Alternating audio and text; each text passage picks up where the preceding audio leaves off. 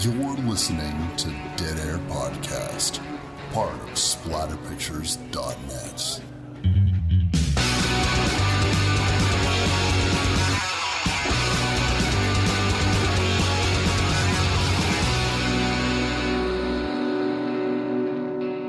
What's up, everybody? Wes, Dead Air Knipe here with always Typical Lydia. On today's show, we're going to be doing the 1980 cult New Year's classic, New Year's Evil. Oh, you did it pretty good. And that was the most ridiculous thing. There's a lot of ridiculous things in this movie, as a matter of fact. I mean, New Year's itself is pretty goddamn ridiculous. Mm-hmm. This whole month is a little bit ridiculous when you think about it. But that voice, I tell you, I couldn't stop wondering why they made such a choice. It's some kind of synthesizer. It sounds to me like he's speaking through one of those mouth twanger things, but I can't quite put my finger on. Are you familiar with what this device might be, or are we in a Scream scenario where it's just magical technology? Don't question it. There is a clip on YouTube of a documentary on the filming of this movie. I neglected to watch it, so I'm no help. I thought it sounded like a kazoo, very similar to the sound of a mouth harp for sure, or Jew's harp, as it is sometimes called. My father played them, and his father did as well. We have some antique mouth harps in the house. But a kazoo or something, some sort of manual or analog modulator, because I believe he was holding it in his mouth. And it wasn't an electronic device, I don't believe. But then again, I've never played with a voice modulator. It looks like a fucking plastic straw that you would get at a cocktail bar. It doesn't seem to really work the right way either, because he has to hold his mouth so peculiarly around this device too. It was just weird. And I think that added to the weirdness is him making these exaggerated motions with his mouth. It's interesting because we get to see this guy right off the hop. There's no mystery really here. Sort of. There's a sort of veiled mystery, but we see this guy using this voice modulator on the phone within minutes of this movie starting. It's like, I want a little mystery for my New Year's Evil. This slasher is a bit of a mindfuck for people who are not familiar with this film. As we said, it was released in 1980. One of the things that people need to remember about slasher films of this era was they were still figuring it out. Remember, this had come out only a few short months after Friday the 13th, only a couple of years after Halloween. And really, this film owes a lot more, in my opinion, to films like Alice, Sweet Alice, or any of the sort of giallo / slasher films that exist, because truly this is a black glove killer, up to the point in which he is wearing black gloves and killing with a knife. He is a master of disguise, a man of 1,000 mustaches, but it still has way more in common with a giallo than a true slasher. What do you think? It truly does. Not only just the way that some of this is lit, the fact that he does have these black gloves, it doesn't have the right pacing and it doesn't have the right mood. They do have some of the score that fits within the Italian genre. The music, though, does not. Like, the soundtrack absolutely is something like 100% very American. The discovery of the bodies, the usage of blood, that there's very little, but when we do see it, it's just done so artfully. Those sorts of things. The police investigation and the way that the police insinuate themselves within the story is very giallo. Although, on the other hand, it has more in common with something like Alice, Sweet Alice, or the proto-slashers and the new wave of American horror cinema than it does any European films. So it is this weird in-between place, and they don't hit the right note, so to speak, whether it be with the pacing and tone of the film or the music itself, because we can go on about this music. I'm very excited to go on about the music in this film. This is one of my favorite things of any horror movie, and that is a bespoke theme song. Oh boy, do I love when horror movies have their own fucking song.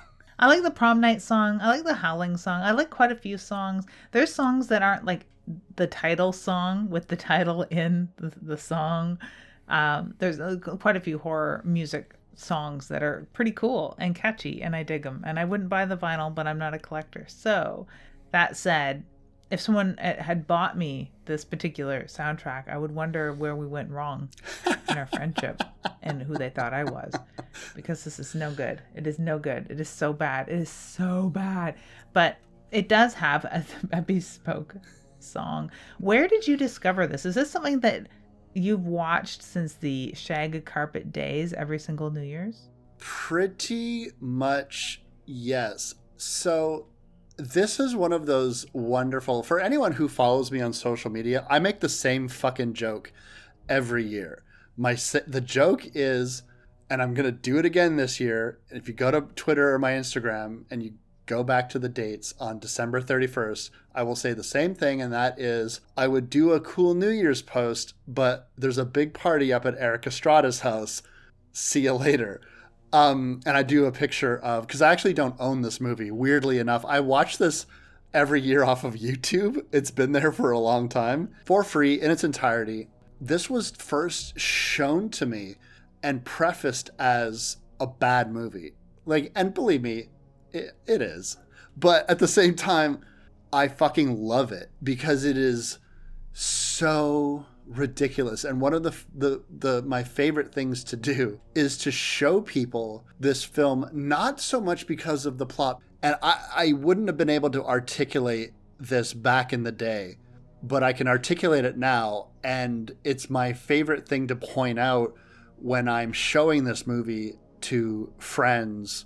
It's the new wave LA punk rockers that are in this movie, and these epically bizarre dance sequences that are numerous and lengthy, and everyone looks like they are fucking on something. And I don't mean like they literally look impaired. They look like they are high on hallucinogens or at least drunk, because we both know how movies work. We know how these crowd scenes are operated. Generally speaking, there's no actual music playing, and they just have people acting as though you're dancing and listening to music, and they just add the songs later. Or they will film it with music, and it's a song that, you know, like, that they'll never be able to put in the movie because it'll be too fucking expensive. Prom Night, they did this. Friday the 13th, they did this. Every movie, they fucking do this. But this I genuinely feel like I'm looking at a coked out EDM early proto rave or something, and everyone is dressed so specifically, and it's so mesmerizing. And especially on New Year's, you're in the mood for that, whether you've had some drinks yourself or not, I don't know, but I know you don't really drink much anymore, but it adds to it. And so that is what I really dial into. I dial into some other things too, but first and foremost, it's these weird fucking dance songs, along with Made in Japan and the other fucking bands that play on stage during this shit. Yeah, the film, especially the horror, the 80s horror idea of punks, even in movies that almost get it right, they get it so terribly wrong. And for the bulk of them, I always find it's weird, let alone the slow dancing punks, because that is triple weird. But the fact that they're like mauling each other and making out constantly, spending time in punk spaces, is rare. There's some nights, sure, people make out, people have sex, it happens, people are couples. Like, there's lots of long-term couples. It's not that loose of a subculture, really, quite honestly. And there's a lot more asexual behavior that goes on in punk spaces. It's not like an overtly homophobic space either. So the fact that they throw around a lot of like homophobic slurs in a lot of other movies, not this one, but other movies, and act very loose with their sexuality. It just always rubs me the wrong way, and it seems so comedic, let alone the fact that their hairstyles are typically anti-punk and the makeup choices are far more editorial. So it's always just not punks. They are not punks. None of these people. Have they ever seen a punk? Doubtful. They look like a cross between David Bowie and the background characters in a Rocky Horror Picture Show. Like, that is really the vibe they're going for. Or just like anyone sort of involved in that techno pop scene that was going on in the early 80s, from the late 70s into the early 80s. It's so weird. And I just became transfixed by that and the style of it. The rest of this fucking movie, there was if anyone ever wants to know why we haven't done this film sooner, honestly, it's because I would be embarrassed to suggest it, because you, Lydia, I don't want to, like, you know what movie we should do? This thing that I'm acknowledging as dog shit. If I bring something to you in the show, I kind of want people to know that I believe in it. Even if other people don't like it, I believe in the film that I'm bringing to the show.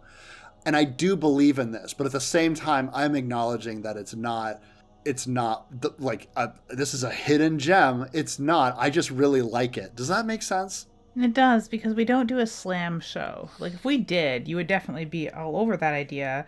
Like, hey, I hate this movie. It's bad. People think it sucks. Let's talk about it. Which we never do. Like, even movies that don't have a lot going for them, there's something in them that we know the other could appreciate. Or even if it's something within the movie that we like that the other doesn't, there's going to be elements in there that the other can appreciate. Because we're not here to push buttons in our listeners or ourselves, right? So there are so many fun facets of this.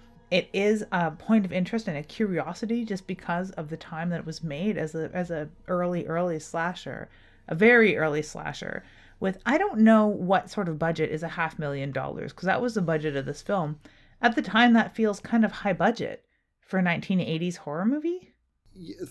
Especially since when you're really looking at it, what's the location costs of all that? It doesn't look like much. They're spending most of the movie are in just sets.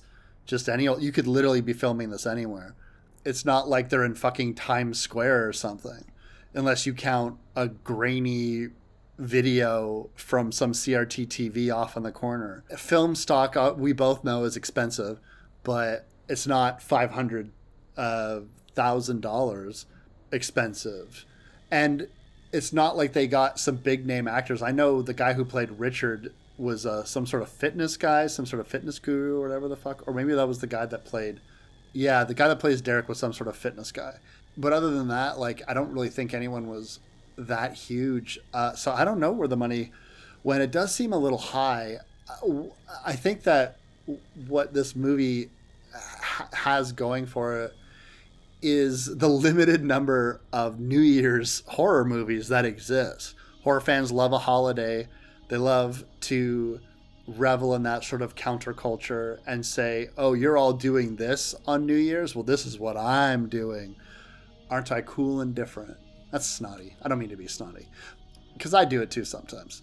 But so I think that has a lot to do with its cult following, especially since the twist comes so late, and because there's a simultaneous plot with Blaze's fucking son that is one of the most baffling aspects of this movie. I don't know how anyone could... Like, it has to be for ironic purposes. You told me that you did like this film, or you said you fucking love that movie. That is like a horror fan's way of saying it's kind of shitty, but I like it. Where did you first encounter this movie? I had heard about it for years and years as one of those so bad it's good films. And I'd watched it on YouTube, which is where I watched it again this year, only a handful of years ago. When I was living in the old place where we used to record, same year I watched Terror Train, and it would have maybe been on a suggestion of yours as far as what could we watch for New Year's. And I watched a handful of things and not very good movies because there aren't many choices, and we ended up doing Terror Train that year. And so it hasn't been something that has really stuck with me the way it has with most horror fans who have watched it year after year or for years. It was always something that I meant to get to and never did for a long time. I think it had more pull when the first like maybe 10 years of its existence, because the girl that plays Blaze had a star role in the old show Happy Days.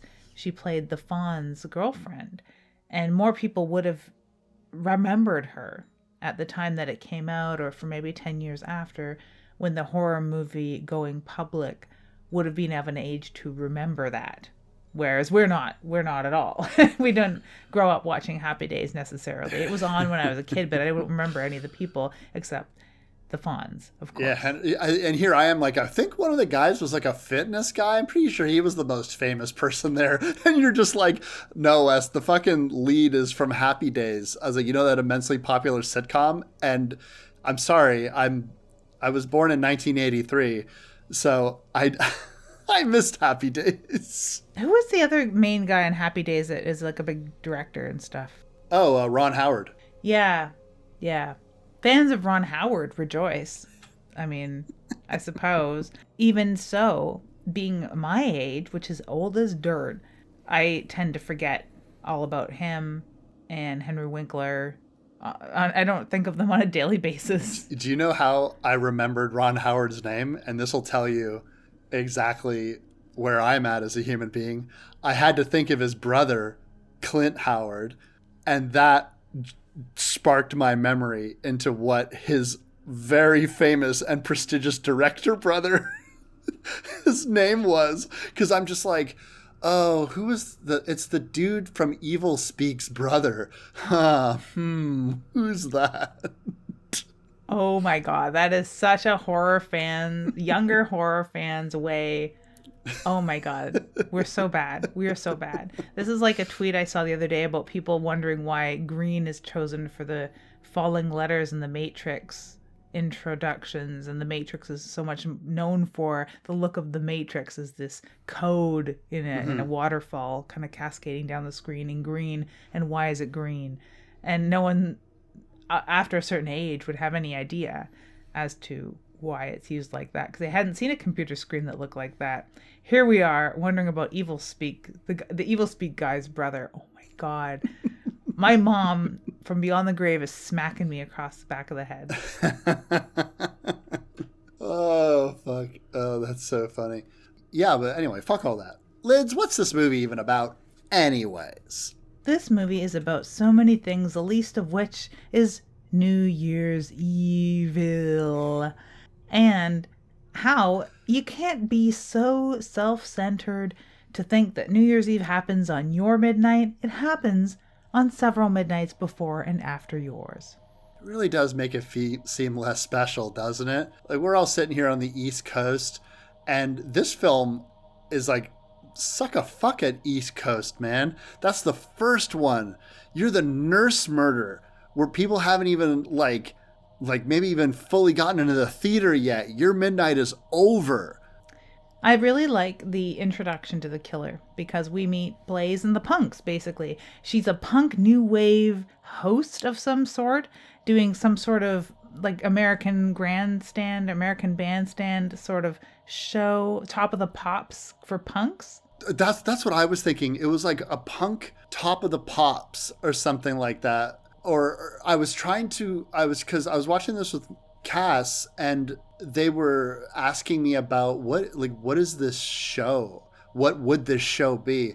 And I couldn't explain because I was like, it's because it's a radio show, but it's also televised, and it's so big that it's being televised and broadcast nationally, and it's an all-night marathon thing.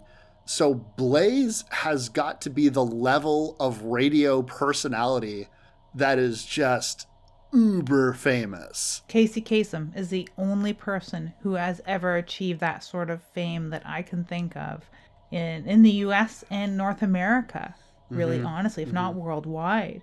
And that is the only show that would have ever been granted a New Year's Eve thing. And I believe he did have New Year's specials, but that is really it. And that is not punk and new wave music. Oh, fuck no. I was also thinking it could be a Dick Clark-like scenario, but even that, I'm pretty sure that was really just the New York Rockin' Eve was strictly an East Coast thing. I don't think anyone gave a shit about that on the West Coast. They might have watched it for the ball to drop, which they don't even mention the ball dropping once in this particular show. Because we do start out, so to speak, on the East Coast, although this show is being broadcast from Hollywood, and they only kind of tangentially switch over to these different cities that they're showing these things in New York, Chicago, Boulder, Colorado, or I guess it's Boulder, somewhere in Colorado, and then over into Hollywood for the fourth time zone that they're covering in this show. And they only sort of mention this because everything does take place in and around this television studio. Where Blaze and her son, who she keeps ignoring, her son who has something so important to tell her, I don't know what it is. I don't know if we ever find out, but her son has something so important to tell her while she's getting ready to prepare to host this show. And her assistant is puttering around and she's just getting her final outfit on because I suppose it's 9 o'clock. She needs to be on for the first ball drop in New York. Oh yeah, and she's like putting on that fucking dress, and like I said, it's like Ziggy Stardust, it's fucking Devo. It's like, it's hard to really pin it down. It's weird is what it is. It's new wave, it's techno pop more so than punk. You're absolutely right. And like the early Madonna, before Madonna, and really I know so little about the Los Angeles scene. I just assumed that this was just something. Was this like a weird amalgamation? Because I'm aware of British punks. I'm aware of New York punks. I do not know shit about LA punks. So I was just like, I guess this is just their pastel punks, I guess. I don't know. Pastel punk is a good way to put it.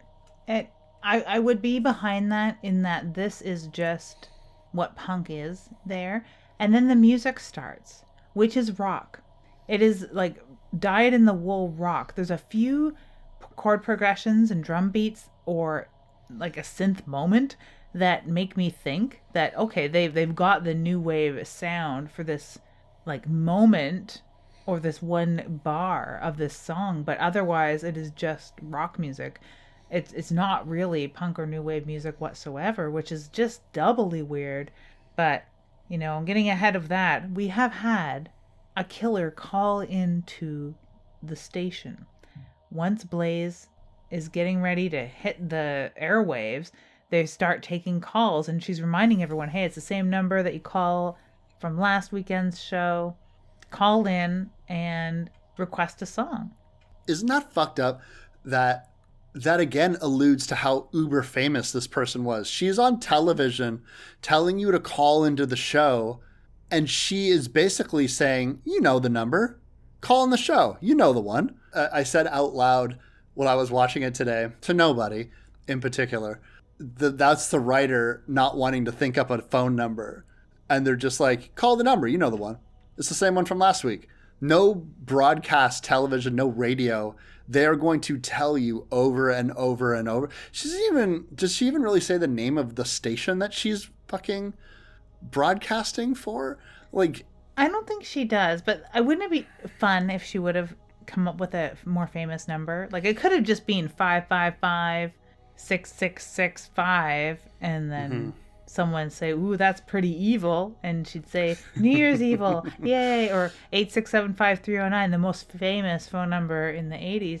Like, why not use a number that plays on this theme? Because she even says, we got your New Year's Evil right here. And then we have our song for the second time, and the band kicks in. All the while, her assistant is nowhere to be found.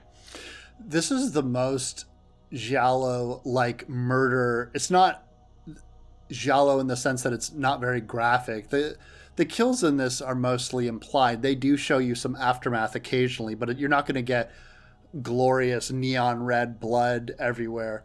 And this is the last I'll mention of like the Italian influences, just because this is the strongest one in my opinion, particularly the switchblade or however you want to call it. And this kill happens. We don't even really know. We can get, I think it's Valerie is the name of the woman who's first kill. And we get the sense that she answers to Blaze, helps manage her day to day.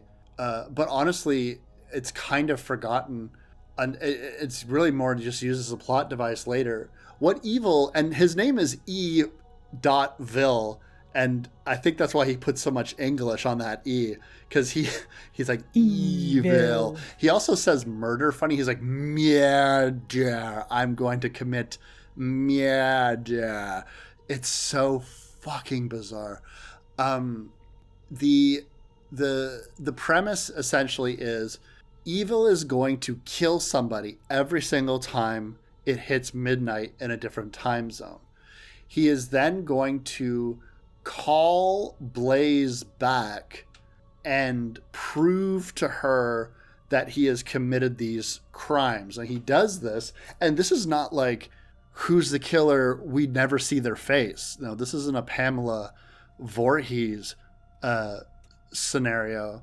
There is, it literally is, we see his face, but the beauty of this, and I suppose this is better than I give it credit for, because he is a very this Richard character, and that is kind of a spoiler because he refers to himself as different names throughout the entire film. He's got a number of aliases. He is very charming, traditionally good looking, sharp features, high cheekbones, long hair, fit, well dressed, smooth talker, articulate, really comes off as a serial killer.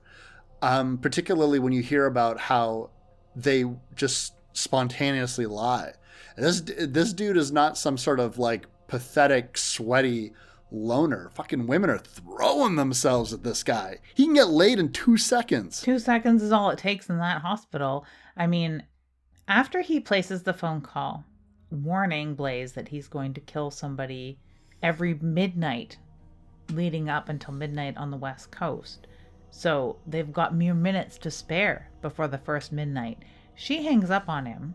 And although it just seems like, you know, that's the end of her taking him seriously, she does take him very seriously and does call the police. He has disrupted her show, right? So she does call the police. Whether the police want to take her seriously at first or not is questionable, considering she's some sort of punk goddess. So the police just think this is what you get for your wild and crazy ways. Cut to Richard running from the payphone into an asylum. And I'm like, okay, this is cool.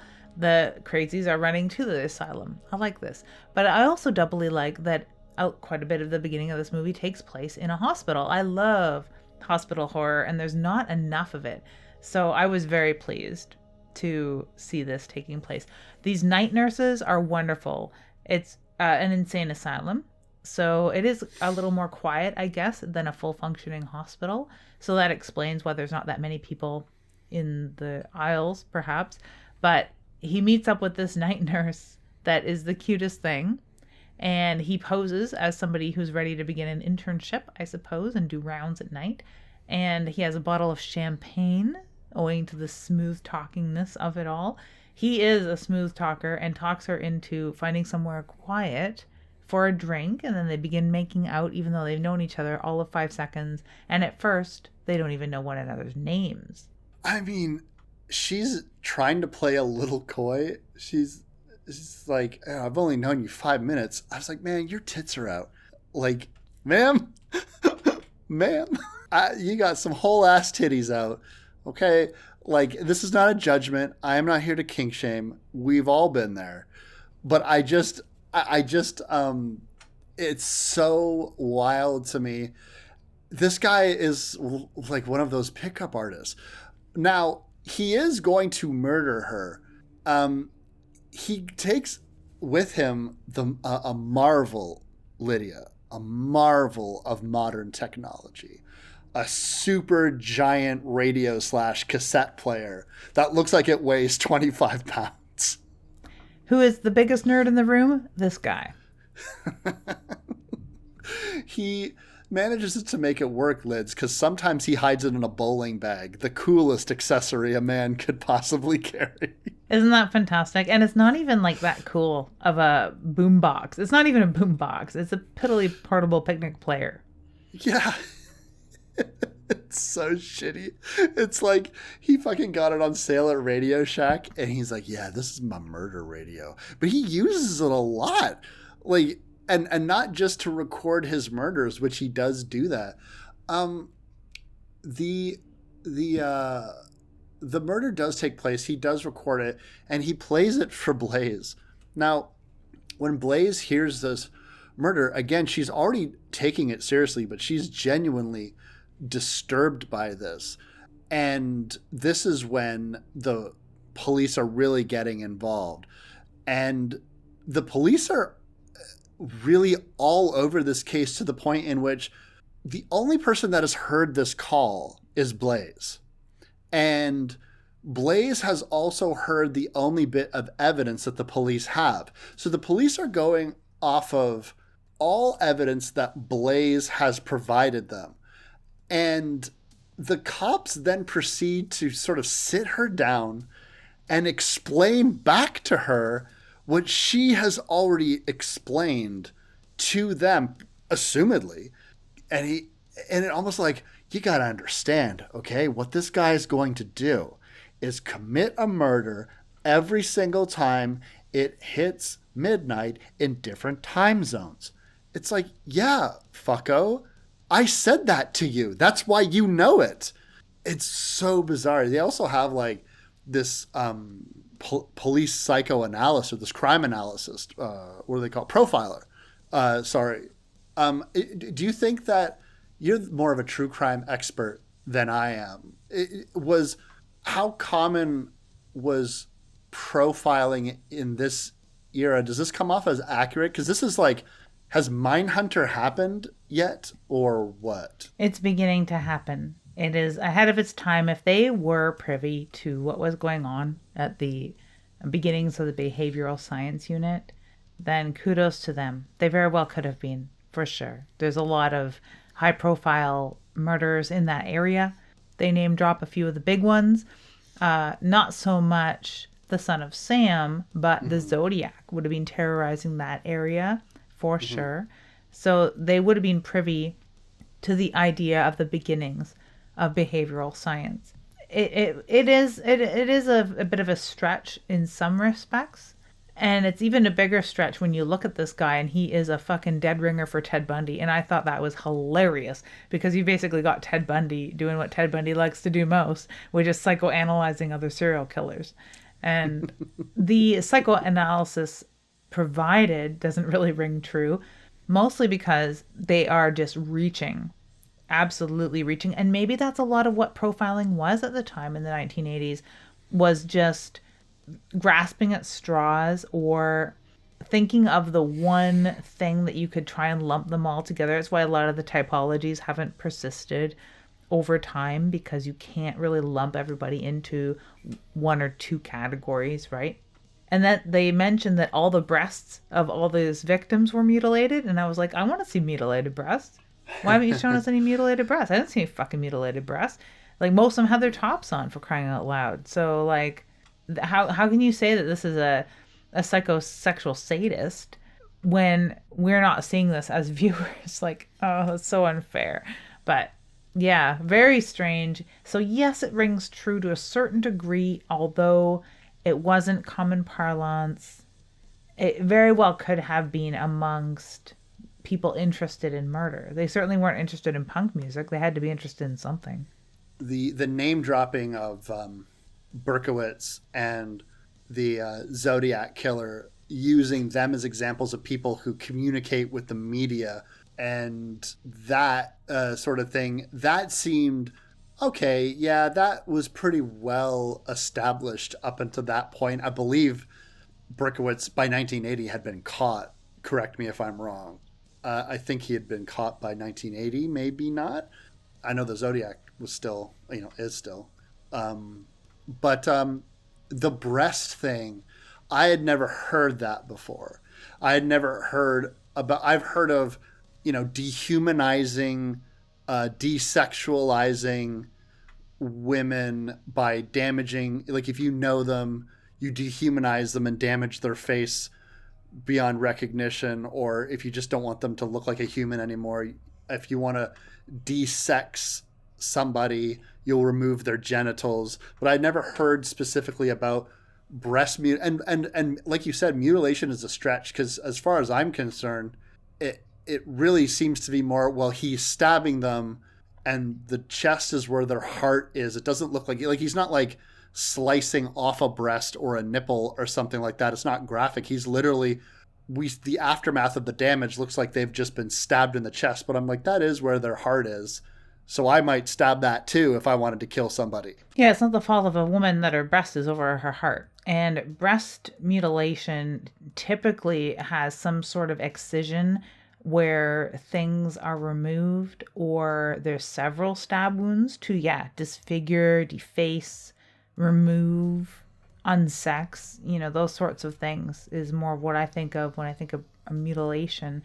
And the best person to ask, of course, is to tune into Dr. Lee Meller's Murder Was the Case podcast, where he talks a lot about it. One of his theses was on the perpetrators that communicate to the media, including Bind, Torture, Kill, the BTK killer Dennis Rader, and the Zodiac, of course, and Son of Sam, and others.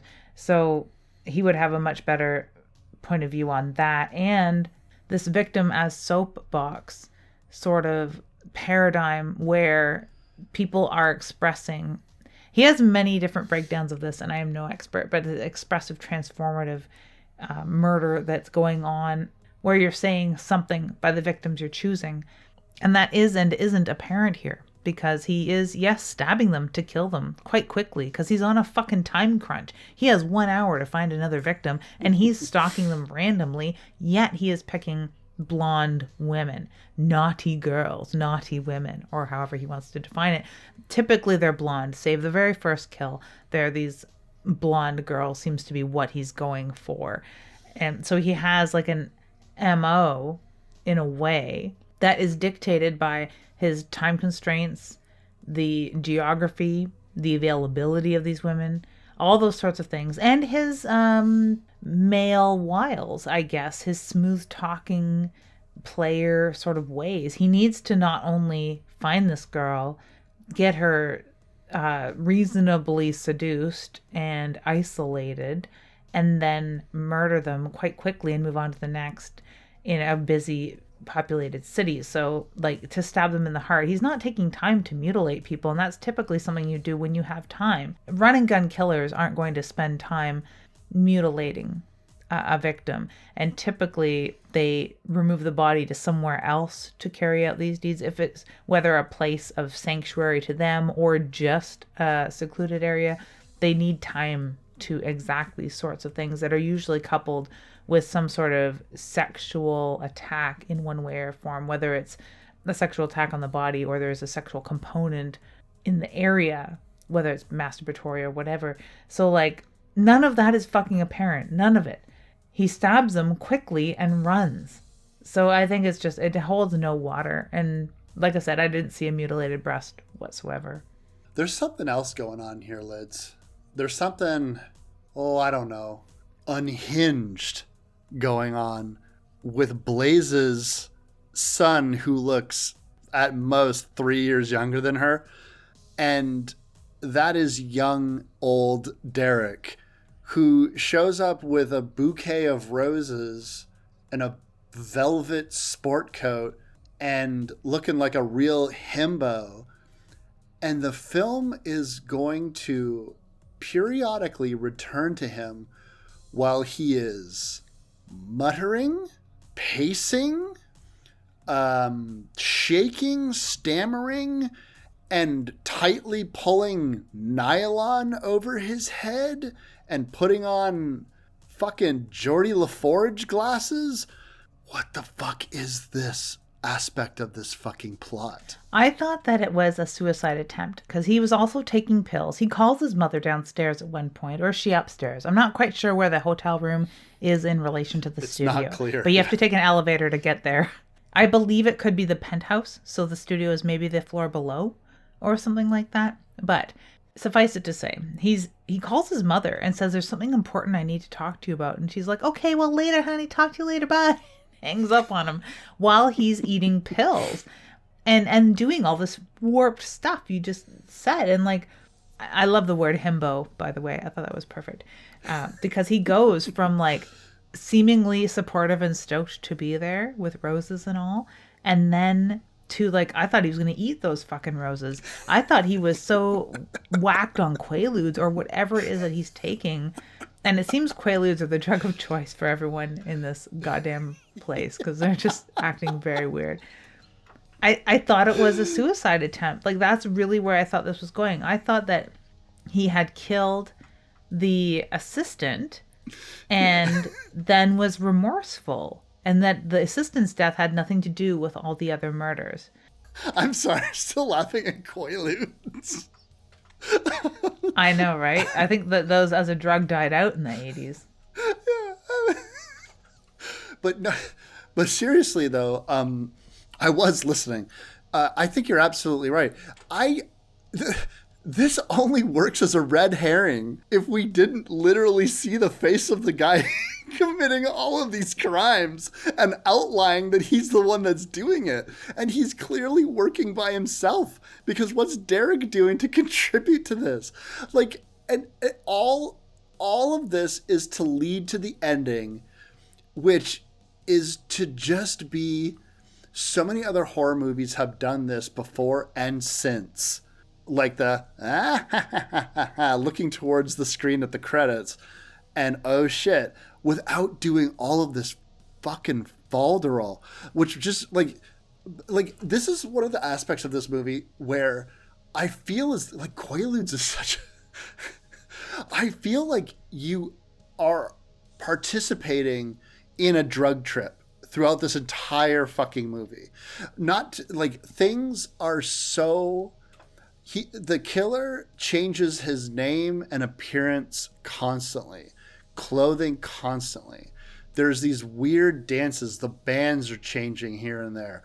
Like everyone's dressed to the nines in these like borderline psychedelia punk clothes. And like, and just the weird music that is going to like bouncing between this fucking weird prog rock new wave stuff to traditional 80s synth score to like this weird like weird fucking sound effect that they do constantly that is not a prelude to anything.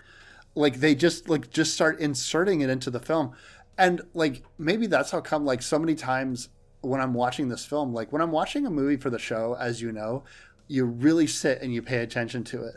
And I realize I've probably seen this movie 10 times at least, maybe more, probably more.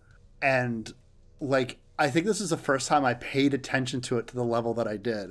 And it was baffling. It's just baffling. One thing I like about his Master of Disguise thing, his shtick, is that it ramps up. Much like the stress level in Blaze's behalf. And like that's one of the better performances in this film is Blaze, really, honestly. As much as I think she's incongruent with a lot of what her character's supposed to be, her performance and her stress level is quite realistic, really, honestly. But his, oh man, he's just a regular dude. He's regular Richard, tricky dick, as you might say. And then he puts on a mustache. That's all he needs, just a fucking mustache. Why is he like if no one else knows him, if he's just a random crazy man, why is he putting on disguises? I don't know. It's not fucking Halloween. So he's putting on a mustache. And then he changes his look quite entirely to a priest. And then he goes from a priest to like some sort of sports outfit, some sort of leisure suit, or like, I don't know what you call that, Adidas sponsored apparel. Yeah, he's like straight up tracksuit mafia. Yeah. And before the tracksuit mafia, he's a cop. Oh yes, he's a cop. To get into the building. A fully dressed cop at that, believable enough to walk past other cops and not even speak to them, just walk on past them and they don't even look at him. It's billy club and everything. And then he throws on a fucking mask, which is like a Nixon mask or something. I believe it's a Nixon mask. It is supposed to be a Nixon mask. I only know that because of a book that I read that references this film and refers to it as a Nixon mask. But I'm sorry, like, what? Like, it's deranged. Like, the creepiest thing about this movie is that fucking mask. And I felt like if he had worn that mask through the whole thing, I mean, the movie wouldn't work because he can't pick up ladies in a bar with that ridiculous fucking thing on his face. But like if it was, because when he puts on that mask, all of a sudden this movie becomes Terror Train. It becomes Alice, Sweet Alice, just like a weird, deranged, off-putting mask. Curtains, another great example. The mask is like kind of the whole thing. I want to talk a little bit about his second kill with the mustache, the mustachioed kill. The reason why I want to talk about this is because it's not because of the line, there's a big party up at Erik Estrada's place, which is very, very funny to me. I don't know why. Erik Estrada, if you are under the age of 35, was a sex symbol. He was on Chips. It was a cop show, kind of like Baywatch if they were like California motorcycle policemen. And it would have been very hip at the time. Very, very hip. California Highway Patrol is what Chips are, and that was a very popular show. Right up there with Magnum P.I. Yeah, you may as well saying that you're going to like fucking George Clooney's house or something like that. Yeah, very true. Very true. So you like this Ron Burgundy look? Yes, he does look like fucking Ron Burgundy. The thing I love about this sequence is, so he meets this woman at the bar, and his victim has a roommate. And when you really watch this scene, this is one of the most bizarre fucking sequences of events. So if you watch this scene, her roommate gets picked up to ask to do any of you lovely ladies want to have a dance? And then she wordlessly, this is important, wordlessly gets up to presumably go dance with this man. Then all of a sudden Richard shows up and woos the other woman who sounds like a cross between like Arlene Sorkin, the original voice actress for Harley Quinn, and Betty Boop, sort of mixed into one. Then I'm a businessman. I'm an investor for famous people. I came in here for a drink. There's a big party up at Erik Estrada's house and I got to go there, but hey, do you want to come along?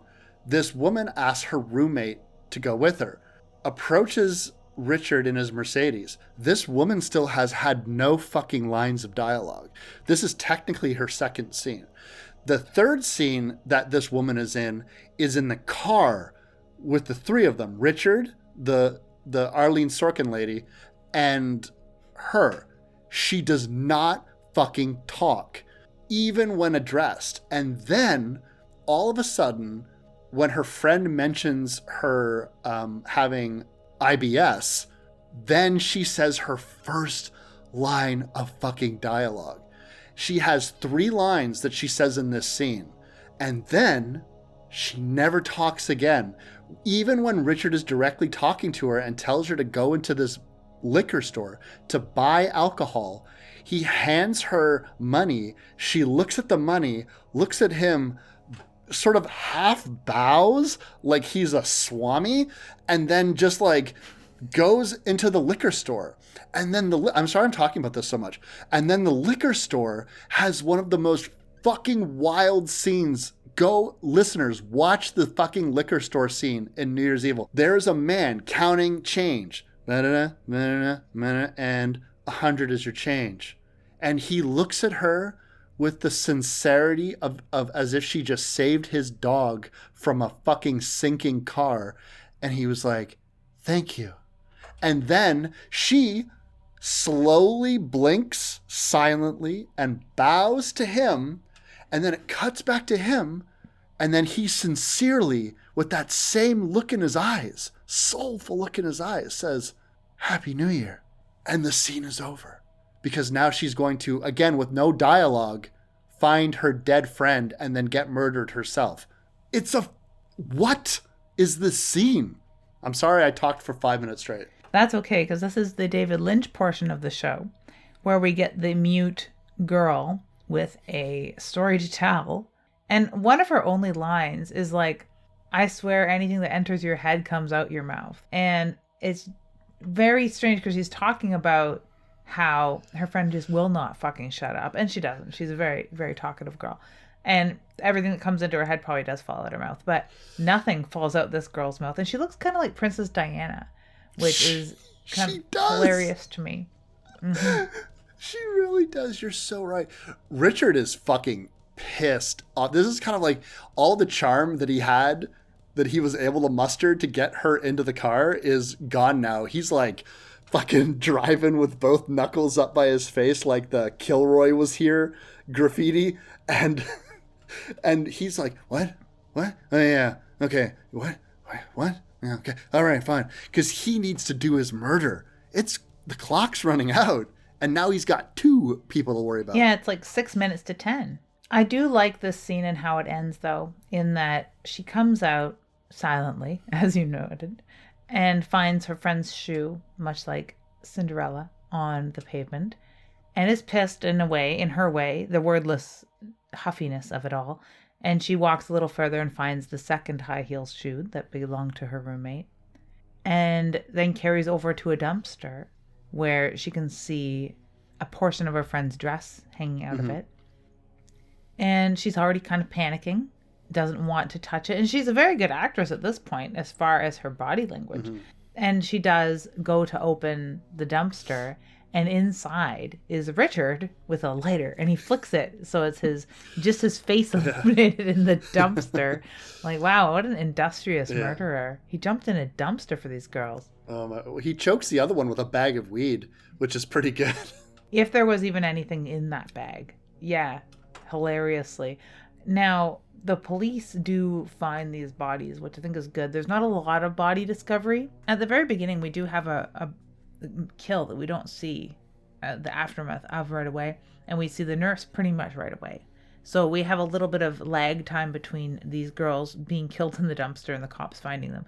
In the meantime, we get our second sort of B-plot thing. Like, because he's in the car with these 2 girls, and one is acting surreal, to say the least. Like, David Lynch very well could have directed this segment, and no one could have done it better, and it wouldn't have changed a bit. With the silent girl, and I thought like maybe the guy at the bodega was like looking for a tip from her, or was as weirded out that she didn't talk as we are. It was just very weird. But Richard changes into a priest outfit after this, and he's driving around in a Mercedes, dressed as a priest with pictures of nuns on the car seat beside him. And I'm not really sure, like, is he going to a monastery to find particular nuns to kill after he's been finding just random girls at like a random-ish nurse and these 2 random girls at a bar? And like, what is his MO really? But then he mistakenly runs over a biker gang. Fuck. He runs over the biker gang while he has Jeffrey Dahmer glasses on. Jeffrey Dahmer wouldn't be famous for a couple of years yet, but I just thought that was very funny. He ends up like at a fucking drive-in. And the first thought that I had was, who's going to a drive-in on New Year's Eve? It's not that that's so unheard of. It's more that I would never consider it. So when I don't consider something, Lids, if you didn't know, if something's not in my life, I just assume it doesn't happen. Well, this should happen in your life. It's a New Year's Eve spookathon of 10 films, and on the screen right now is Blood Feast. It's a double feature right now with some pretty bloody movies, but they're playing 10 horror movies back to back at the Spookathon at this drive-in theater. So he had a good idea to deke into the drive-in to try and avoid these bikers, but the bikers just blow on past him. And I can't see this being permitted. These bikers are tearing around a drive-in while the movie's playing. People would be absolutely pissed. There would be way more people. This would turn into a brawl. Way more than just some bikers chasing down this priest, who ends up stabbing a few of them. So there's some extra bonus bodies. There is. Meanwhile, there's some doings of transpiring. Lids, we got ourselves an acute case of tits out at the movie theaters. Well, what could a movie theater drive-in be without some tits action? This sequence is interesting because, and I think,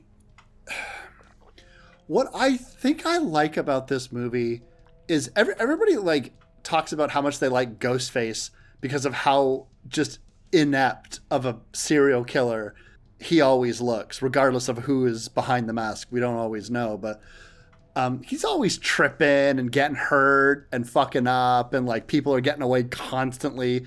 It's because typically in slasher movies, the final girl only gets away because everyone else has been murdered first. In Scream, like Sydney's always like the first, if not second person that's getting attacked, and she's just wily. But this is the same thing. Richard fucks up constantly. And this is one of the most elaborate examples of his plan kind of falling on its face. Because he didn't expect to hit those bikers. This was not... He is good at isolating and smooth-talking women, but a group of 10 pissed-off bikers, that is not in his wheelhouse. He is not equipped to fucking deal with that.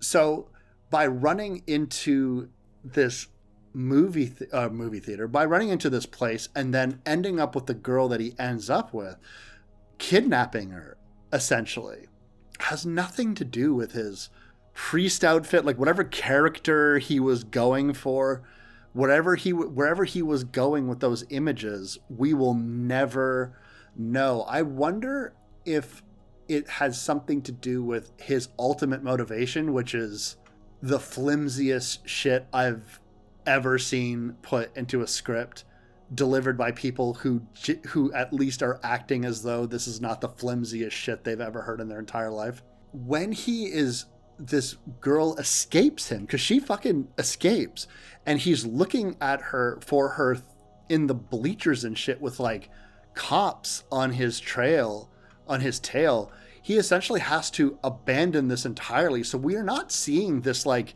invincible, immaculate apex predator. We're seeing a dude who is very good at one thing. And when he can't do that one thing, he's fucking Steve Urkel. It reminds me quite a bit of BTK, who fucked up more often than not. And serial killers that get caught and are questioned and are open enough to talk about it will remind us that it's not fucking easy. Mm-hmm. There's nothing about it that is easy, especially not when they try and plan stuff. None of them are really criminal masterminds, and nothing really goes according to plan. And this is a really good example of that, of him trying very hard to stick to his little plan. But yeah, he never realizes whatever religious angle thing. And I would have loved to have seen that, although I do equally love this biker angle, which is the most random thing in the entire planet, that he has run over these bikers, and it doesn't just become like a 5-minute segue. It becomes the rest of his trajectory. But at least the girl was blonde. She was a young, pretty blonde girl. And she was at a drive-in, so she would have been being naughty or whatever that would have fit into that particular MO. So whatever he did would have worked if he would have actually killed her. I'm not clear on if there was any sort of countdown at the time, because it seems to be very equally important to him to get this on tape while there's a countdown going on. So it's exactly midnight and everyone knows it by his recording of the tape. I don't even see him carrying around his boombox at this time, but I don't know if I just didn't look very closely because I was so wrapped up in the biker angle. He ends up having to like hitchhike to where he's going because he's essentially missed a deadline. So he, at the very least, manages to get a hitchhike, and he says like, go with God or whatever. So at least the priest outfit came in handy.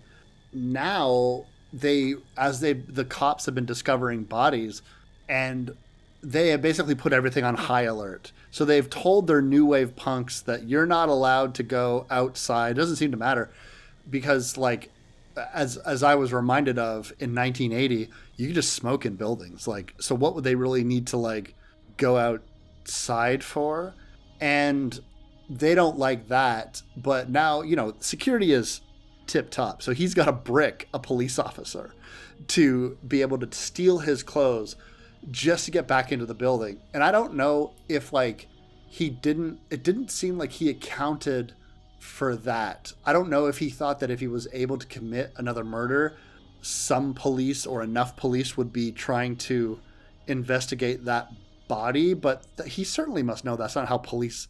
There's more than 5 cops, right? They don't need the cops from the building to go to the crime scene. They can stay there while other cops and detectives handle a crime scene. And we discussed on a previous show about found objects, how some people might rag on this because, ooh, there's a brick there. Why is there a brick there? Handy that there's a brick there for him to use as a weapon. There's weapons laying all over. There's weapons laying all over the entire planet. Every city street has a couple weapons laying on it for whatever reason. Because we're in a Purge video game. I have no idea. But so the brick thing was cool. And the fact that he can split up the cops, even though they're kind of on high alert, they've just got reports of this massacre at the drive-in theater. So they are on high alert. They've locked down the building. They shouldn't be taking smoke breaks or leaving one another alone at their posts at all at this time. So I can see why he would think that he can just go in there and muscle through these police officers because they're fairly inept. I definitely thought that the cop, when he's in the uniform, he would, like, the cop would just, like, hang on a sec, buddy. I don't know you. I know every cop that's here right now, and I don't know you. Or he, you know, or like Richard would just, like, walk past him and just be like, Constable Normalman, nothing to fear. But that's not the case. Doesn't even get stopped. And he manages to make one more fucking costume change. That bright white Adidas tracksuit with the blue on it and a Nixon match, a cartoonish Nixon. Like, if you were to do a caricature of Richard Nixon and then also combine it with a clown face almost, that is kind of what you're getting at. Because Cass was watching this with me, and they said, like, that's Nixon, right? Richard Nixon? And I was like, I guess he's got the chin and the nose, but other than that, it doesn't fucking look like Nixon. It doesn't. And then they said, well, you know, Michael Myers uses the William Shatner mask. It doesn't really look like William Shatner. I was like, au contraire, mon frère. That does look like William Shatner if you paint it right. This wouldn't, you could paint this all day. It's not going to look like fucking Richard Nixon. But I think it's a Nixon mask. It's funny that his name is Richard. Lids, would you like to tell our audience who Richard actually is? Richard is actually Blaze's husband, who they were trying to get a hold of at the very beginning of the show. And of course, without any sort of fanfare, he is in the hotel room, even though the police have accompanied Blaze in and out of it. And when the police leave so she can get dressed, he comes out of the John, as he says in that 80s vernacular. And she's just like, it's no big deal. Oh, my husband is here after all. Well, I'll see you after the show, okay, baby? And the cops are like, who's this? How'd he get in here? And she's like, oh, it's my husband. It's no big deal. And totally, like, passes it off. So while we, as the audience, I suppose from a writer's point of view, should be reeling, absolutely reeling in our seats and terrified, because no one takes it seriously, we can't either. So we're just sort of like, oh, okay. So that's who the killer was. Cool. Like I said, I have seen this movie a bunch of times. I am putting my fucking a hand to God. If you were to ask me to explain why Richard is doing this and where this plan came from, all of it, I cannot do it at least concisely, because he's coming at it from a bunch of different angles. If you want to take it down to the base level, the profile that the police offered about the mutilated in Air Bunnies breasts is correct. He hates women. That's, I guess, he hates his wife because she is very rich, very successful, and I suppose he, like his son, is a himbo. He's a kept man who has an allowance. Let me tell you something, Lids. Let me fucking tell you something. I am ready to commit to being a kept man. You want me to stay home? And anytime everyone's just like, could you imagine if your partner made more money than you and was like the primary breadwinner? I'd be like, yeah. Like, would that intimidate you or would that bother you? No. Fucking no. Listen, I'm not saying that I would sit at home like gaining weight and eating bonbons. I will clean. I will cook. I will walk the dog. Like, what do you need me? I will take care. House husband, I'll do that. Like, why is he mad, Lids? Why is he mad? I'll marry Blaze. I don't understand why he's mad at all, because he doesn't seem to be that mad about it either, because he's put up with it for this long. Their son is what, 45? I don't fucking know how old Dwayne is or whatever his name is. Derek. It's Derek. Yeah, Derek, the 45-year-old son who is, he's got a big surprise for his mother. Surprise! I'm not your son. I'm actually your brother that was born 3 years before you. Exactly. I keep wishing that it would be like, surprise, I have a crazy brother who's doing all these murders. A brother that you birthed that you didn't know about. That'd be great. You could get away with that amount of fucking drugs in the 80s. But no real surprise comes to fruition. I guess the surprise is that dad is there, which he could have told her numerous times. Much like in The Hills Have Eyes, where they could have talked about the dog being dead numerous fucking times. If that's the big surprise. Is it surprise I'm absolutely wasted and maladjusted and having a dissociative psychotic break in the hotel room alone? Because we don't really see Derek during this interaction with Richard and his wife, where he's freaking out, saying that he's been unmanned due to her actions as a successful female, and that she's flirted with their son and turned him on. I don't know if it was her pantyhose that he was pulling over his head. I didn't get any sort of sex vibe off of it, but I suppose this has happened off screen. That's one of the strangest lines in a movie filled with strange lines.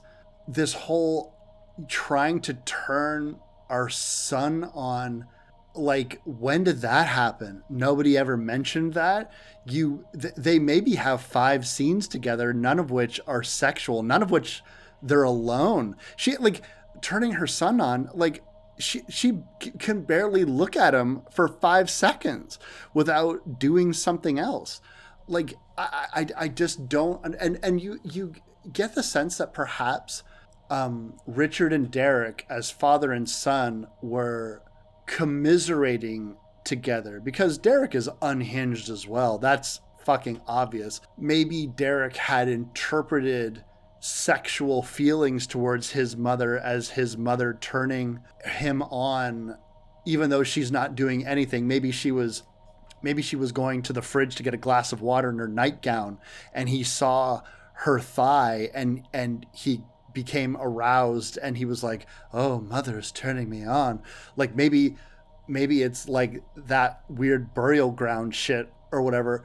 And like, this seems to be a conversation that we are not privy to, and we're supposed to infer that it's an imagined feeling, because Blaze literally has no idea what the fuck they're talking about. Neither do I. Nobody knows what they're talking about. And I'm wondering if it's just something that's only meant to make sense to Richard. Like, he has manifested all of these things because he's quote unquote crazy or unhinged or however psychotic. Or if we're supposed to be 1980s women coming off of the cusp of the uptight 50s into the free love 70s and 60s, and believing that all women are wicked and evil, and this is the cusp of the satanic panic where women are definitely evil and they're dirty pillows and all that stuff. So are we supposed to just swallow this and be like, yep, she probably was trying to pork her son? I think you might be onto something with that, like the whole satanic panic. I mean, she is a new wave punk rocker, like the lord of the new wave LA punk rocker. She's their leader. She's their spokesperson. It actually kind of strikes me more as, when you first meet Blaze's character, they're calling her like Diane or whatever her name is. And then all of a sudden she puts on the dress and she puts on the makeup and all of a sudden she's Blaze and stuff like that. For listeners, if you don't know, when you're in radio, you go where the jobs are, right? And you do the radio stations that they tell you that you can get hired at. So if you're a huge country western music fan, you could try to get on a country western music station, but that might not be the place that's hiring. And all of a sudden you're on a radio station that plays punk rock music. And so they say, okay, your name is Blaze now, and you are a punk rock fucking queen. And, you got to like fucking be hardcore. That's how Blaze comes off it to me is like someone from like Missouri who was told all of a sudden that she's like a punk rock LA goddess. And she's like, hey guys, yeah, racking on. It's New Year's Evil. Like, has no idea what the fuck she's doing.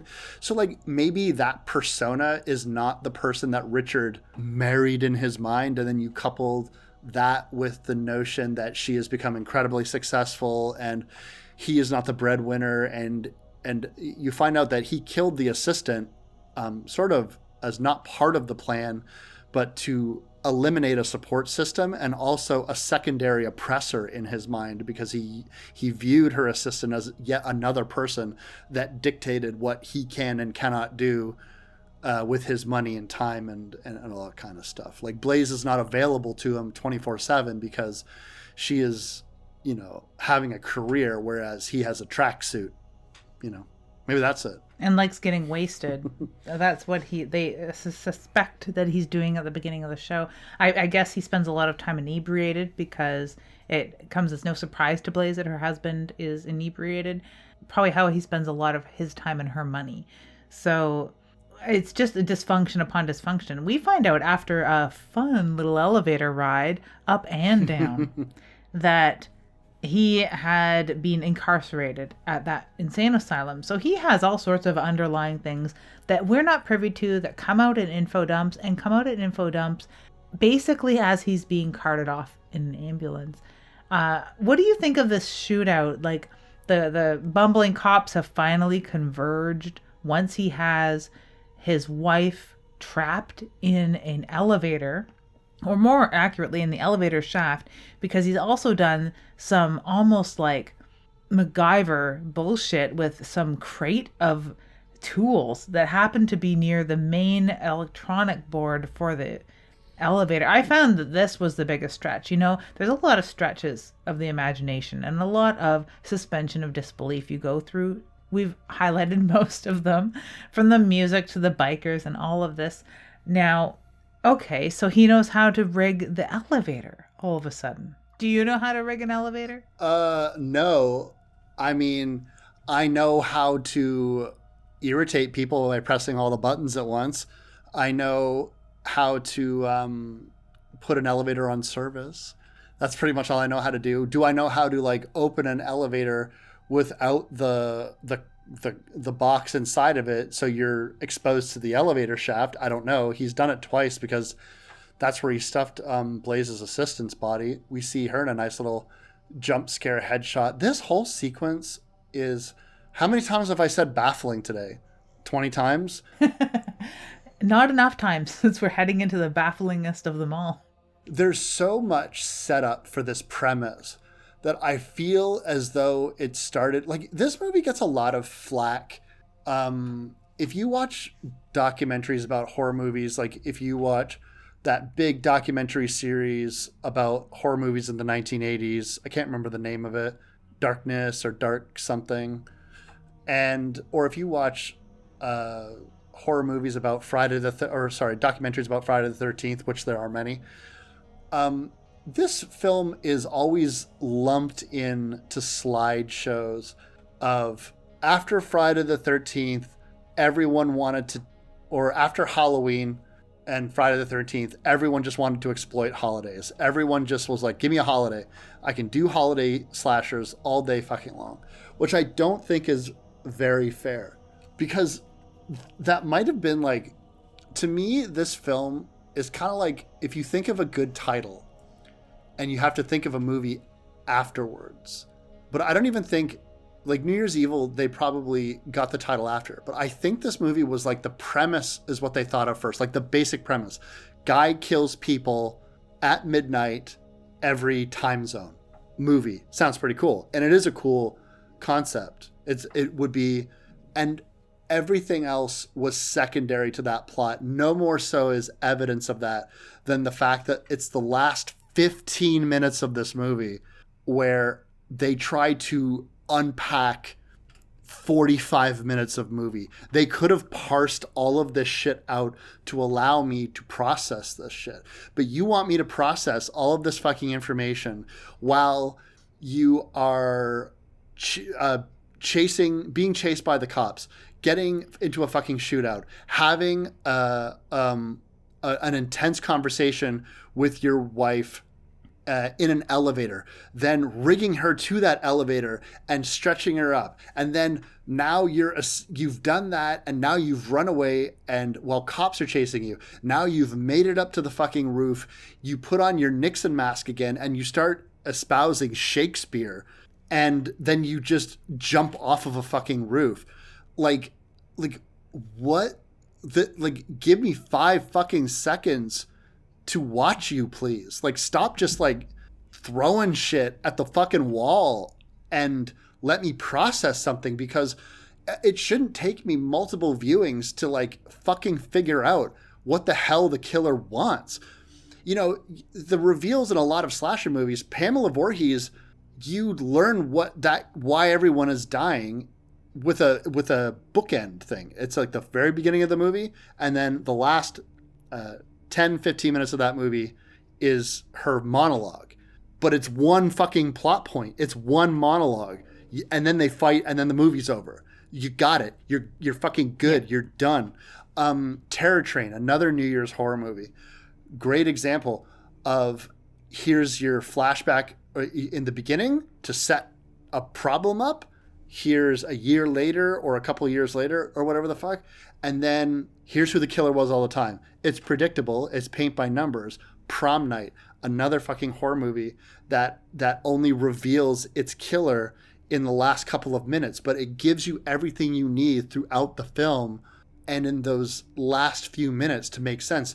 This is just like word salad. I don't like mean to come down on it so hard, because I like this movie a lot. It's fucking fun to watch. I love how it looks. I like it, but it's baffling. It is. And word salad is a good way to put it. And sure, they're going for this unhinged, psychotic, if not schizophrenic or whatever, because they're sort of throwing everything at the wall there too, as far as his psychopathy. They're just kind of throwing symptoms at the wall, and whatever sticks. It's just, he's generally crazy, right? He falls under the umbrella of crazy in whatever way, shape, or form you want to define it. And if we don't have a definition that fits, here's 10 more so it works for you. And they do the same thing with his reasoning. Just throwing shit at the wall. And it is ridiculous, because it's sort of like all of this build up, save the tidbit that these kills had some meaning, even loosely, for him in his life. His reasoning behind it, he could have done nothing through the whole movie and had this explanation of why he's killing his wife. You know, he could have just, it could have been somebody else killing all of these people entirely. And you really need that linkage for it to be hard-hitting, believable, even entertaining. This is a canon film. Yes. And it kind of goes without saying that they like to throw things at the wall and see what sticks. They just did it all in this one movie. And it's weird to me that this one has a better budget for the most part. And maybe they're trying really hard to be a little more linear than most canon films and make a little more sense. Yeah. But maybe that is part of the problem, is that they were just throwing stuff at the wall in that canon way and seeing what sticks and not really caring if it all made sense at the end. Because at the end of the day, we have Derek, Derek as our linchpin. And we were going to have an electric boogaloo. Is there a part 2 of this movie at all? Not to my knowledge. Now, I also didn't look it up, but in all the years, I have never heard of a New Year's Evil 2. They definitely set it up because, like, Derek straight up has murdered someone and is now wearing the Nixon mask. And I was like, is this going to be like one of those things where, like, if they did a sequel, it's like, it's about that crazy killer that wears the vague, creepy Nixon mask, not owning up to the fact that, like, it's not really about, he only wore the Nixon mask in like the last couple of seconds of the first movie, but whatever. But no, there is no electric boogaloo. There is, to my knowledge, whatsoever. Which is crazy. And I really wish, like you said, that this mask played a bigger role in this film. Even if he would just slip it on, like he's carrying his switchblade around, his costume changes around. He abandons the car at the drive-in, so I don't know where he's carrying all this stuff. He's got his tape deck. He's got all of this fucking stuff. So it's like an RPG where I don't know where you're storing all these wooden plates, but you've got them.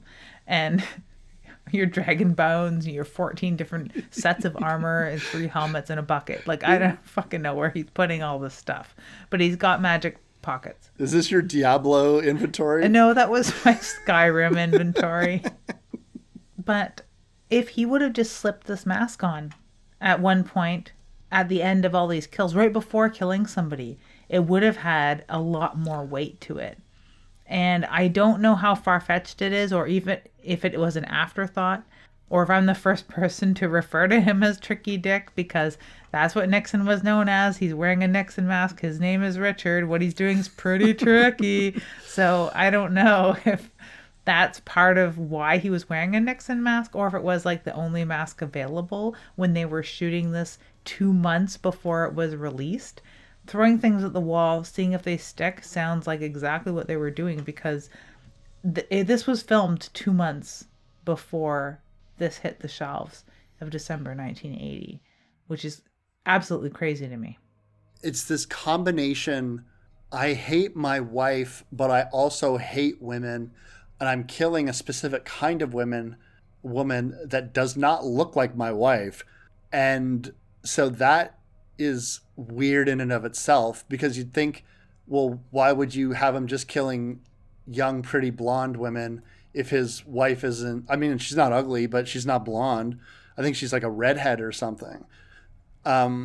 So like, where is this coming from? And then it's just like, oh, he just hates his wife. Well, then what does killing all these other random people have to do with that then? Also, the stuff with Derek and Richard, I think how you streamline and fix this film is if you had Richard there the entire time with Blaze, comforting her and trying to do all this stuff while he has turned his son into an attack dog of sorts. So you have a tandem killers who like Scream or To All a Good Night. And then you have Richard saying we wanted to kill you together because he's tired of you ignoring her, and he just wants love and affection of a woman. And so the pretty blonde girls that he's killing is just because that's what his son likes. And then this is all just to like terrorize her. And it's like, why did you do this? He's like, because I wanted you to feel like you weren't in control. You're here. All this, like, everything is so timed, and your makeup is so perfect, and your dress is so pretty, and all these people hang on your every word, and you are the master of ceremonies. You were literally throughout all time zones in this country. Everyone is following you. Well, I am dismantling your mind and terrorizing you and telling you that I'm in control and you're not in control, and you will never ignore our son again, and this is why we're killing you. There's your movie. Improves it tenfold. So we need to have an actual ending that makes sense to this movie and more masks. I like it. That's our New Year's thing. We didn't do a proper Christmas episode, but this counts. And I was actually kind of thinking, I really like New Year's. And I think I like New Year's not because like I like to like party and drink or like I kind of believe in like I do like to drink, but I'm not my partying years are far behind me. I just like it's after all the stress of Christmas and you don't have to buy anyone anything and you get to just sort of like everyone's all excited even though like whatever you think about like New Year's resolutions or this notion of like oh, the calendar's going to change and then your whole life is ahead of you. Because like, I get really sick and tired of like, I think it's ever since 2016, people have been telling me that this is the worst year ever and it can't get any worse. And then next year they're like, no, this is the worst year. I'm tired of all that, but I genuinely really like the vibe. And this movie reminds me of like the vibe, the good vibes. It's just a silly movie that can carry you into the next year, and it doesn't mean anything, but it doesn't have to because New Year's only has a meaning because we've applied one to it. So like I really sort of like dig that aspect, and but this is that's what I was thinking about when I was watching this movie. I also thought to myself, oh, I'm watching this like we're recording this Christmas Eve, so I was thinking, oh, now I don't have this movie to watch. Cass was saying to me, oh, don't worry, we can watch this movie again on New Year's Eve. I just thought to myself for a second, and I was like, nah, we got it. Like, I got it. I don't need to. We'll wait till next year. 1 week doesn't make that. I guess you'll have to watch Terror Train. We're out of New Year's movies to watch, basically, aren't we? I mean, there aren't a lot of them, like we mentioned, and I don't know what we'll do for next year for New Year's Eve. We'll have to find a new one. There's going to be something, I swear, or something that tangentially mentions it. The way that I think Hell House, or Legend of Hell House, is a Christmas movie, because in the book, it ends on Christmas. It ends the day before Christmas, and it starts the day after my birthday. I thought it had started on my birthday, so I always watch it somewhere in there. But I forget that it's the book that ends with the line "Merry Christmas." And the movie doesn't. I thought the movie ended with Happy New Year. It would be great if it did. No, it doesn't. They don't even reference the date. They don't even reference that it's like the 24th of December when they finally escape Hell House. Very random. I keep thinking that they do mention the holiday throughout it, but they don't. But it does happen over the days leading up to Christmas. But yeah, so I don't know what we're going to watch next year at all. Speaking of Hell House, I always remember that you have an old dog-eared copy of Hell House that always made me, I was like, man, that's a beautiful edition. Wasn't it the one that has like the orange pages or something like that? And it has actually fallen right in half. Oh, now. What a shame. The spine is finally given out. Yeah, I need a new copy of that quite badly. Speaking of older films, we had recently talked about Just Before Dawn, which isn't that old, but it's an older film. And the director had contacted me, Jeff Lieberman. So hello, Mr. Lieberman, if you are listening. It turns out that he and I had chatted previously before. Another holiday film we had covered, Satan's Little Helper. He also directed that. And that's one of my most favorites. So I hope that maybe he'll put out a New Year's film. That'd be super cool too. We'll have to take a look through the annals of time. Holy shit. And see if there are other. I completely fucking forgot about that. Wow. Listeners, if you don't, Satan's Little Helper, that was one of our first episodes. That was when we were doing Halloween movies, and I don't think we were even doing commentary tracks yet. Yep. And I was so pleased that he had tuned in so that long ago to listen to us talk about one of his films, and again to hear us talk about one of his films. And it's neat that we had picked one of the lesser known, more recent gems of his, and then covered such a landmark film as Just Before Dawn. So I thought it was very cool of him to reach out. Oh, wow. That's awesome. We've only been contacted a few times. I wonder if we'll be contacted by anyone from Canon about talking about this particular film. Do you want to know something I was thinking about that silent lady? Just before we get out of here, I just want to talk one more thing about that lady that barely speaks. When I first started watching this movie, I thought that she didn't. I always notice when people don't have dialogue. I always notice who speaks in roles and who doesn't. Because as you know, or maybe you don't, I think you probably do, if you speak in a movie, not only do you get more money, but you automatically become a card-carrying member of SAG. So a lot of extras won't be given lines. So, you know, like you'll see characters, if you see one character singing and they have background singers and the singers are just like, they're just mumbling, they're not actually singing any words. That's because they don't want to pay them and they don't want them to be SAG members. So I thought that this actress was just, you're a glorified extra. You're not getting paid extra. We don't want you to be a SAG member. And then my theory goes out the fucking window because she has speaking dialogue. So then it's Lynchian. It's just weird for the sake of being weird. It's very weird. It's not only her that's weird. Everyone around her acts extra weird. Her roommate is aloof, of course, but her roommate's aloof of everybody.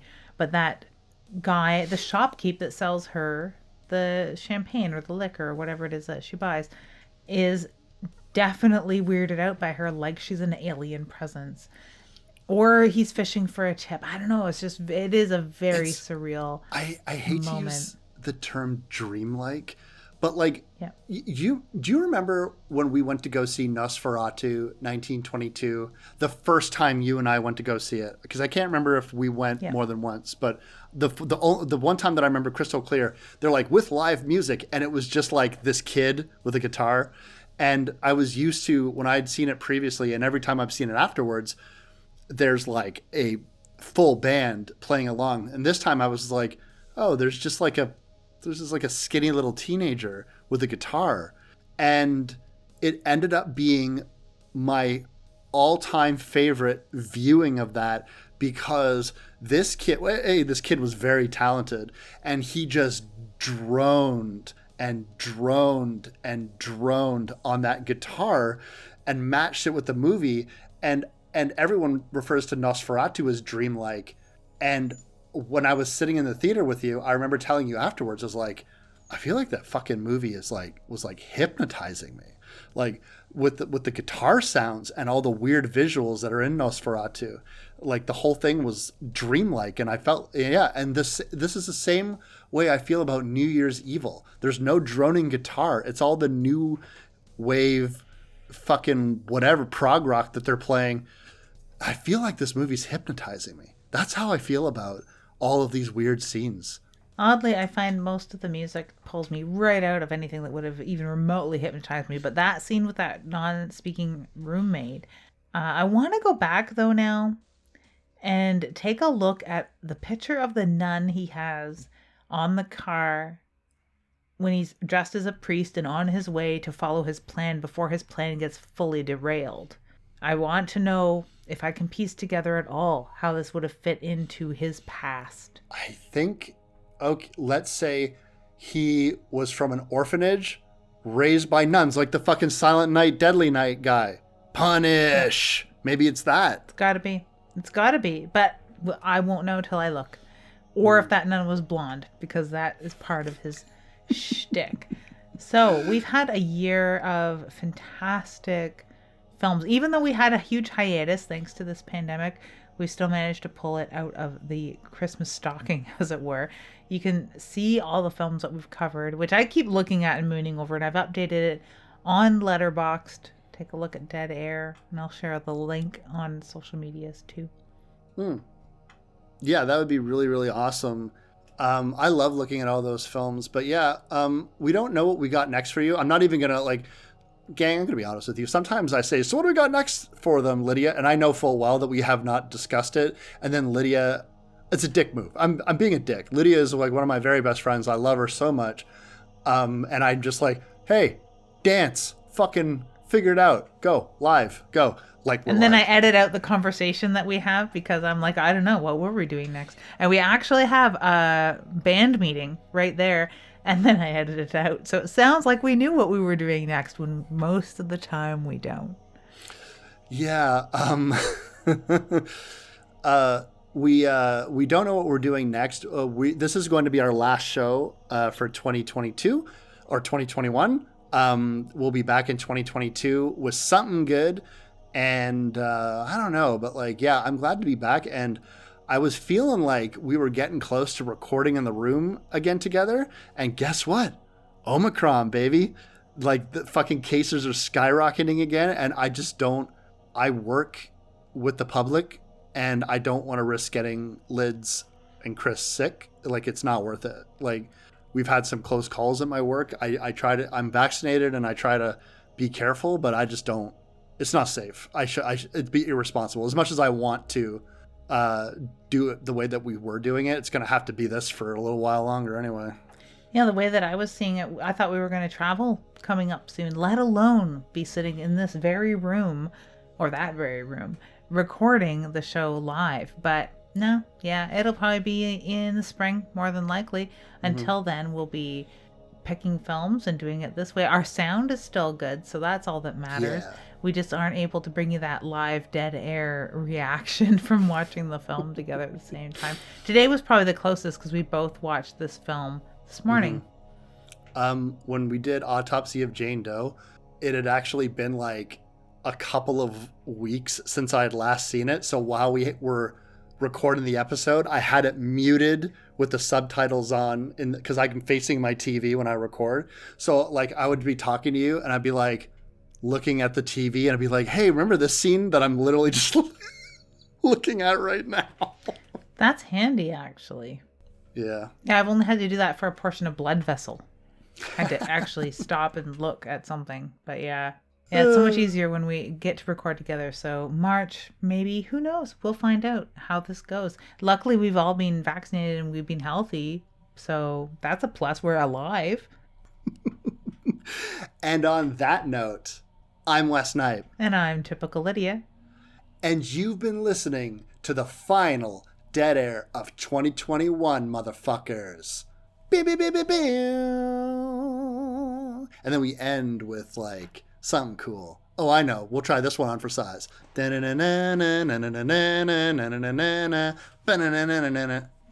can't see you giving them the finger.